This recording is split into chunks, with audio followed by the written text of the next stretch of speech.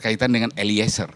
Kenapa kemudian dia 1 tahun 6 bulan padahal dia sendiri yang nembak, yang dia nembak. Selalu dibandingkan dengan Rizal ya. Kok Rizal berani menolak, kenapa dia? Nah itu ada isu yang lain, ya ada isu yang lain. Dan misalnya ada juga orang yang mengatakan begini, kalau dia disuruh menembak dan harus menembak, kenapa dia menembak di tempat yang mematikan? Ya, kenapa dia tidak menembak lututnya misalnya atau kakinya, kan begitu. Banyak pertanyaan-pertanyaan yang menggugat ya Eliezer ya, posisinya Eliezer, kenapa dia harus menembak? Terlepas dari kau hajar kan gitu, kau tembak, itu sudah.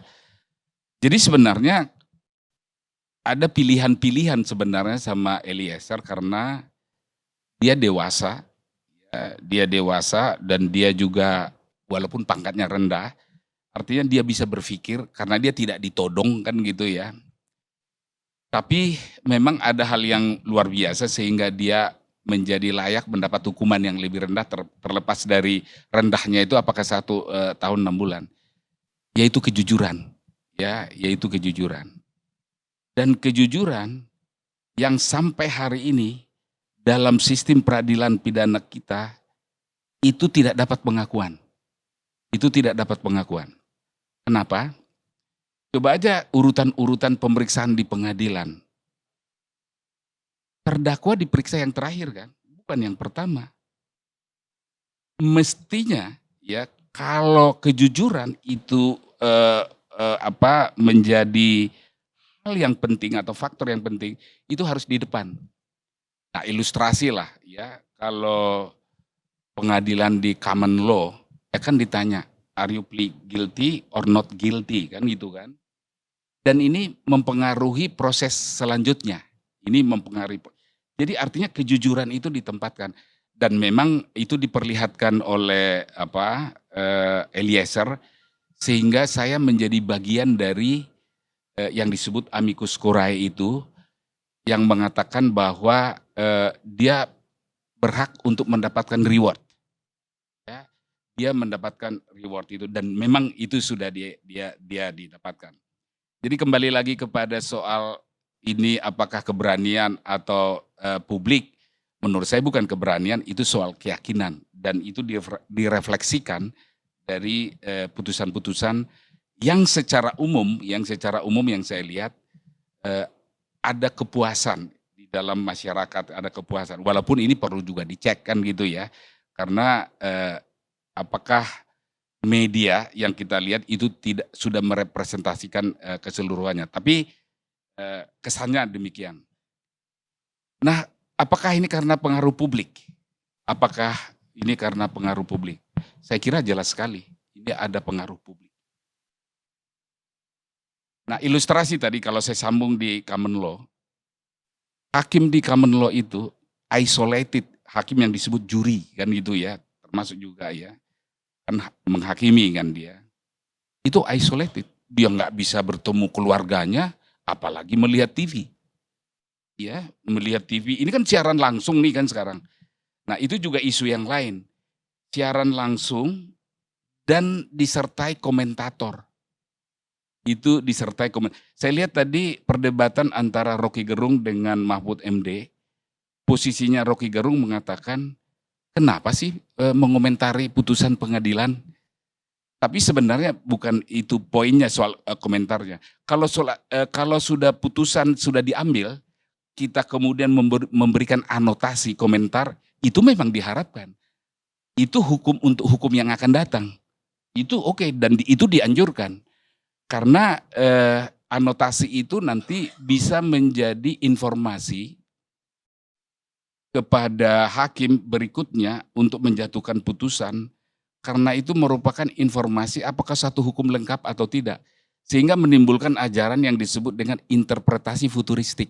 Jadi dari situ munculnya istilah interpretasi futuristik. Artinya ada satu kelemahan hukum, ada satu kekosongan hukum yang harus diantisipasi ya ke depan. Tapi kan kalau ini pada saat yang sama itu persis pertandingan sepak bola. itu atau pertandingan olahraga yang lain. Saya masih ingat ya, saya ada pengalaman ketika, sidang perkara Timur Timur dulu, saya kira Sanana Gusmao kalau nggak salah itu disidangkan, saya diajak salah satu stasiun televisi untuk mengomentari sidangnya. Jawaban saya pada waktu itu saya tidak mau, karena itu sebenarnya, contempt of court. Jadi kita mengomentari hakim ketika sedang mengadili perkara.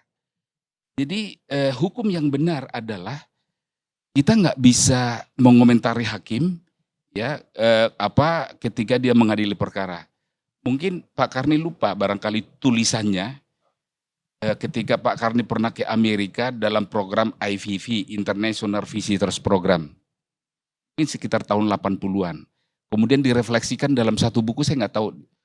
Jadi, Bung Karni ini, presiden kita ini merefleksikan bagaimana tenangnya suasana pengadilan.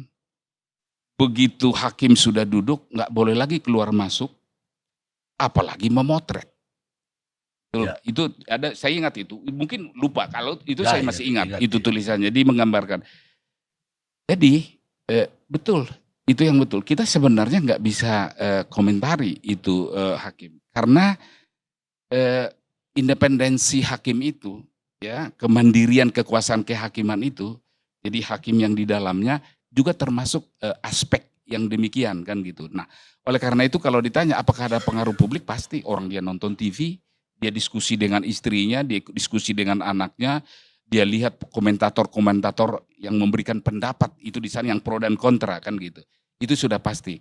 Tapi apakah itu salah? Secara normatif memang tidak ada pasal dalam undang-undang yang mengatakan demikian.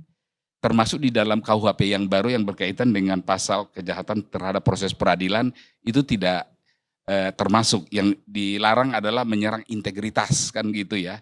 Tapi kalau mengomentari hakim secara ini nggak dilarang.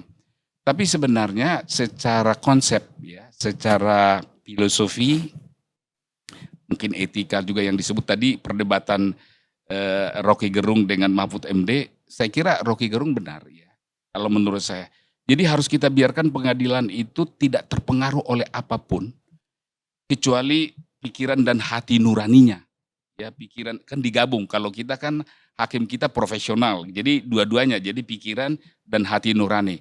Kalau di common law itu kan hakimnya pikirannya, juri kan hati nuraninya, kan nggak perlu diskusi yang lain. Jadi no doubt itu pasti ada pengaruh publik. Tapi apakah itu mencerminkan rasa keadilan yang yang ada di dalam masyarakat yang berhubungan dengan perkara itu? Mungkin iya.